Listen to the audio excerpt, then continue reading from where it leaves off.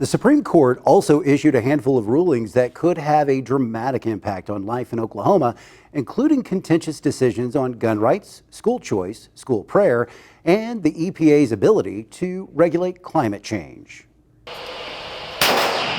Before the New York State Rifle and Pistol Association versus Bruen decision was handed down by the U.S. Supreme Court in late June, Oklahoma was already a permitless carry state. D.C. Project Women for Gun Rights founder Diana Muller believes the Supreme Court's decision restored constitutional rights of legal gun owners. Would you say that you have to prove cause that you need to be able to speak on the First Amendment? So in the same manner, you don't have to prove that you need a Second Amendment. Not everyone agrees that the Bruen decision was the right path forward. We believe that the Supreme Court's ruling is wrong and dangerous.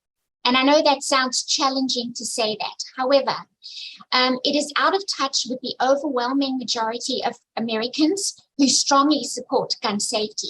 Kay Milan, a volunteer with Moms Demand Action, says that the Supreme Court's decision could make public places more dangerous. The American people should be able to go to the store, to church, to the doctor, and take a family to watch a parade without the fear of being shot and killed. Mueller contends gun owners need to seek out training, but it should not be mandated. I can't stress training enough, although I don't want the government to say that this is mandatory for me to exercise a constitutional right. The Supreme Court also handed down a decision in the West Virginia versus EPA case that impacts how electricity is generated. It really starts during the Obama administration and the EPA that was involved in that administration. They adopted what's called the Clean Power Plan, or CPP. In 2016, the Supreme Court held up the Clean Power Plan from going into effect. Then the Trump administration took over the EPA and decided to replace that plan with one of its own.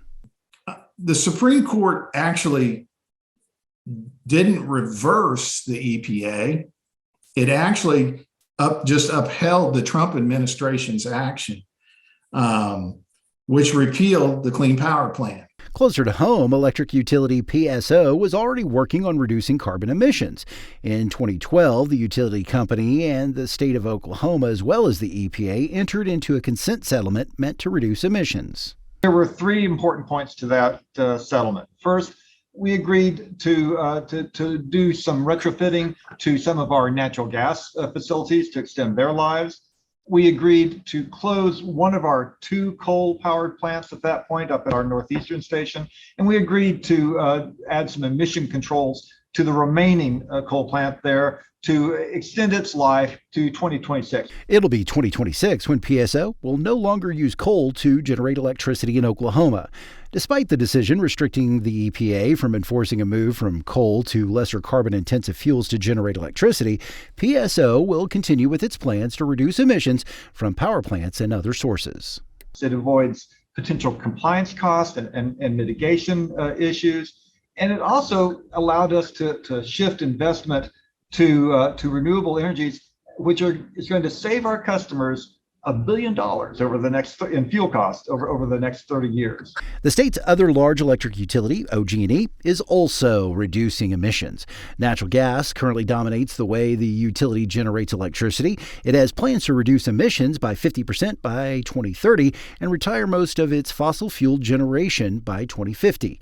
Religion and government were in the spotlight for two other Supreme Court decisions, one which allows for prayer on school grounds after extracurricular events. The Supreme Court found a couple of things. They found that his message, what he was doing, was private. It was not within the scope of his employment, which was important, and that if we don't let the First Amendment live, the rest of it's going to fall by the wayside. The other religion-involved decision took place in Maine, where the state was challenged for not sending state dollars to a religious school. The only condition was that it was not a religious school, that it had to be a non-religious, non-faith-based institution. And what the Supreme Court said is, hey, that's the same thing as requiring it to be a religious school. State Representative Mark McBride is the chair of the Oklahoma House Education Appropriations and Budget Subcommittee.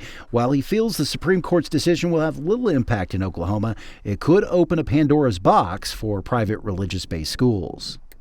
Once your private Christian schools start taking state or federal funds, are they still going to be able to have the same moral principles that they've had in the past?